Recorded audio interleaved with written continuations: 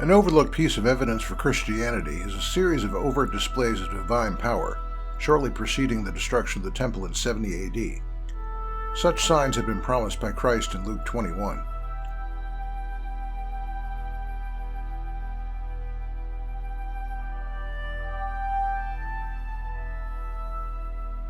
This particular prophecy was fulfilled in a much more dramatic fashion than many realize, and we have the reports of our very best non-Christian sources for this period to prove that.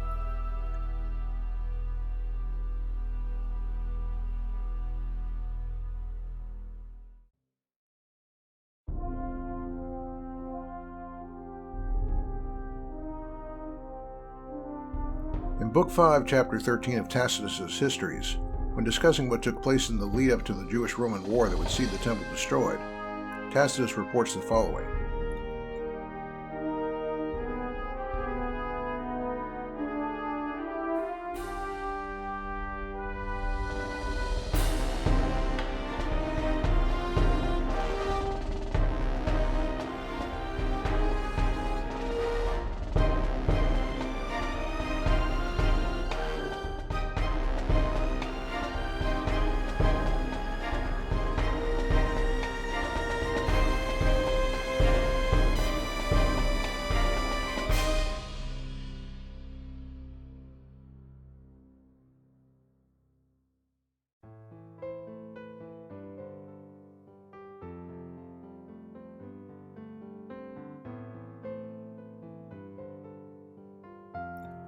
Josephus, in Book 6, Chapter 5, Section 3 of his History of the Jewish War, also goes into detail on these signs.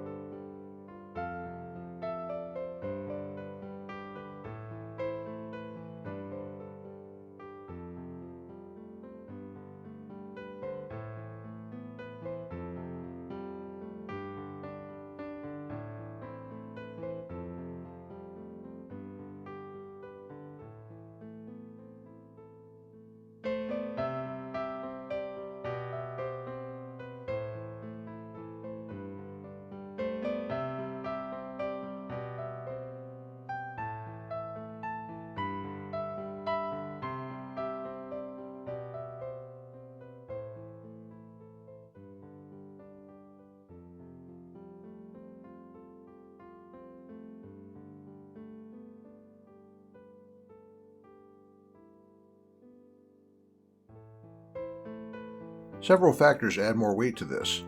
First, his report was written less than a decade following the Jewish-Roman War. Vespasian is noted as having read the work, and Vespasian died less than 10 years after the conflict ended. Josephus informs us in the same passage that a number of other notables attested to the accuracy of his work on the Jewish-Roman War, and the list reads as if it were taken from a who's who that would know what was going on in first century Israel.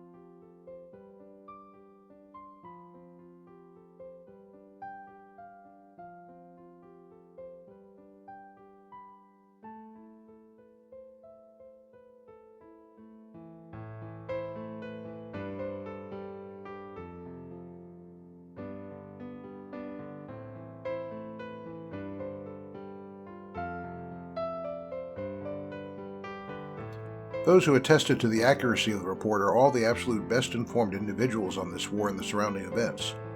This is in addition to the hefty credentials that Josephus himself brings to the table.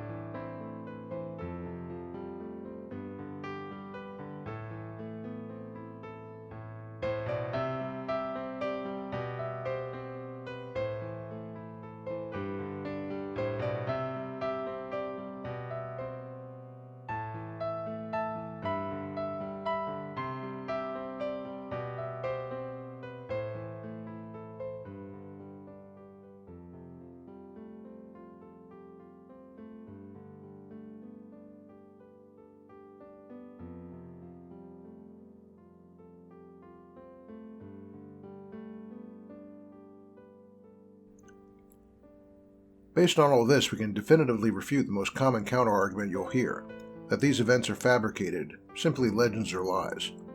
Our sources make clear that the largest of these signs were seen by everyone in the city and throughout the country.